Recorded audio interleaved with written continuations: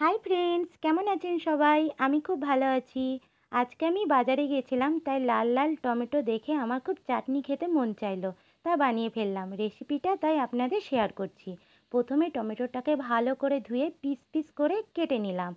তারপর আমি খেজুর, কাজু বাদাম, আমসত্ত্ব, কিশমিশ নিয়ে নিলাম। তারপর কড়াইতে আদা ফোড়ন দিয়ে আমি ওই টমেটো কাটাগুলো সব দিয়ে দিলাম। নেড়ে চেড়ে ভালো করে তারপরে আমি ঢেকে দিলাম।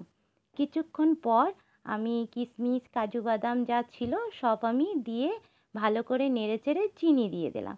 চিনিটা যখন আস্তে আস্তে গলে গেল, গলে যাওয়ার পর খুব সুন্দর একটা রং আসলো, দেখুন, দারুণ। প্রায় আমার হয়ে এসেছে, তাই আমি গরম গরম সেটাকে নামিয়ে ফেললাম। খুব সুন্দর একটা রং হয়েছে আর খেতেও দারুণ টেস্টি হয়েছে। তাই এই গরমে ভাতের পর এক বাটি চাটনি খেতে ভালোই লাগে।